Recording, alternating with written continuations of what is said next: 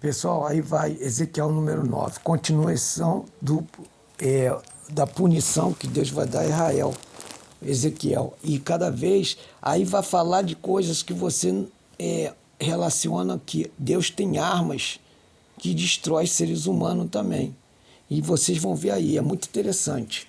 É que nem daquelas que tem lá do mundo antigo, os demônios para destruir, tipo arma laser, arma. Vocês vão ver. Isso daí, gente, é só depois que você descobre que existia essas coisas antes. Os castigos infligidos a Jerusalém. Então, ele brandou com todo vigor próximo aos meus ouvidos. Guardiões da cidade, tomai posição, cada um em sua arma de extermínio, tá vendo? Em mãos. Ele falou, guardiões da cidade. Sabe quem são esses guardiões, gente? São anjos. Entendeu?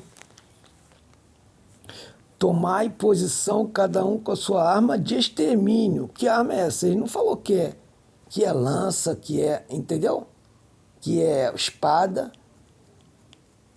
Eles com a espada do anjo sai raio, gente, sai poder. A briga entre, que nem aquela. Tu viu aquela luta do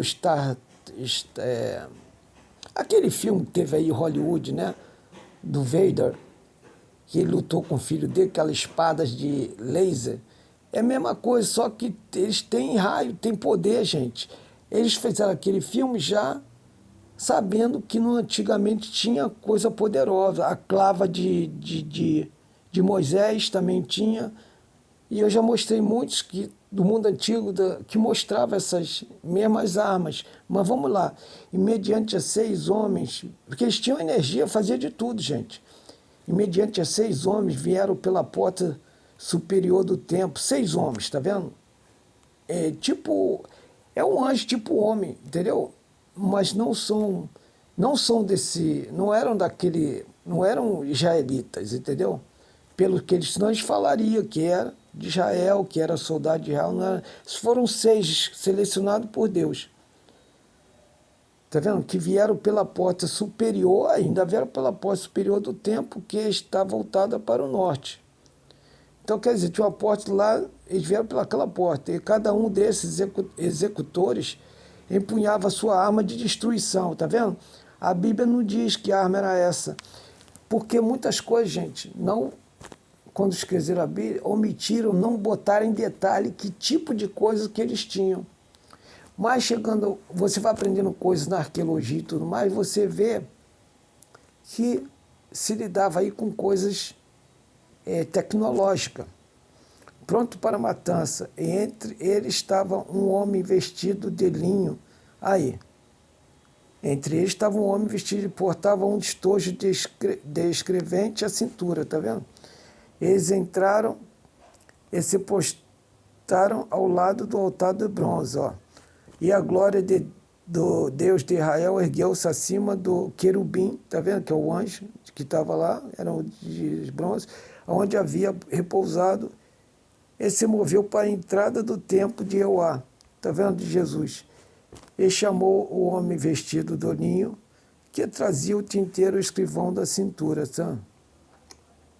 E o Senhor ordenou-lhe, passa pelo meio da cidade, pelo meio de Jerusalém, olha só. E marca, é um espírito, gente, e marca como sinal na testa das pessoas que se aborrecem e não impactuam com todas as abominações que se cometem nesse meio do povo. Então Deus falou, você, o Espírito, faz isso, você sabe quem é que está revoltado com a situação do povo de Israel, do povo de Judá, que os rabis, que está fazendo errado. Os que preservaram a palavra de Deus sabem quem é que é superior e está fazendo errado. Eu sei quando a igreja está fazendo errado, porque eu conheço a palavra de Deus. Muitos cristãos não conhecem, então não sabem quando o pastor está fazendo errado, a igreja, porque eles não conhecem a verdade da palavra de Deus, gente. É um meio de conhecer e você fazer o julgamento. Então ele falou, marca essas pessoas que elas estão vivendo e estão sendo captivas, né, por esses que estão no poder. E falou, porque essas eu vou dar salvamento, salvação. Enquanto eu ouvia isso, ele disse aos outros executores, Passai, pois, pela cidade, seguindo aos passos do escrivão, exterminai, tá vendo? Sem piedade, nem compaixão todos os demais, tá vendo? Então, todo aquele que não tiver a marcha, que nem foi no tempo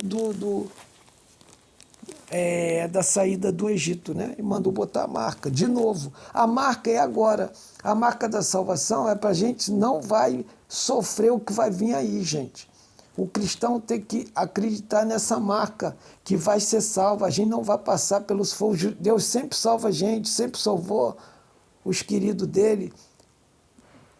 Por não estar vivendo conformidade no mundo, da desgraça que ele vai fazer com os outros, com os ímpios. Pode ser judeu ou não judeu, gente. Quem não aceita a palavra de Deus como a verdade, está em julgamento e vai ser morto. Aqui explica tudinho isso, gente.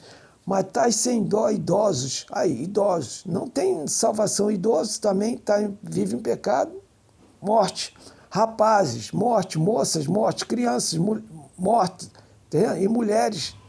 Até aniquilar todos. Toda a vida não tocar em ninguém que tenha recebido o sinal da salvação, tá vendo?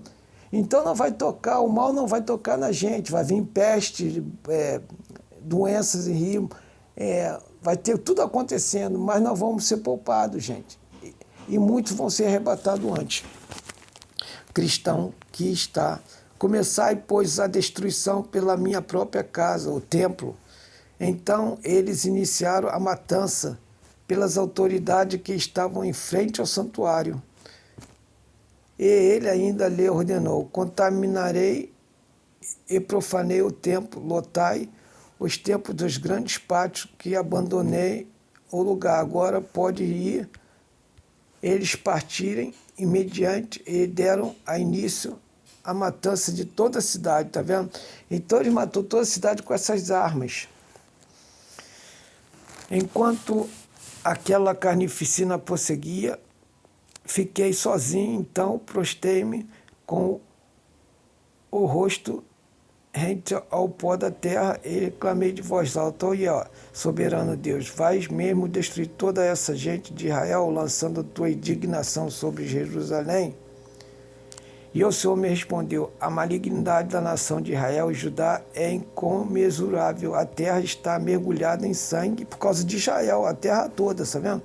E a cidade atolada na justiça, pois eles vivem alegando: Deus abandonou toda a nação. O Senhor não olha mais para o seu povo, tá vendo? E quem fez isso não foi que acreditava em Deus, foi gente que entrou, dizia que era judeu e não era, e corrompeu toda, e estavam ainda se gabando, tá vendo? De estar vendo o povo de Israel ser destruído. E eles se diziam ser judeus, gente. Um grande mistério. Sendo assim, eu também não terei misericórdia nem compaixão com essa gente, farei recair todas as suas más atitudes e obras sobre as suas próprias cabeças. O homem que estava vestido de linho, cuja cintura estava o estojo de escrevente, retornou com o relatório e apresentou, dizendo: fiz tudo conforme ordenaste. Está vendo? Esse é o homem que Deus enviou, esse anjo. Gente, paz de Jesus, que vocês procurem a verdade para alcançar a salvação. Nós temos julgamento vindo aí pela frente.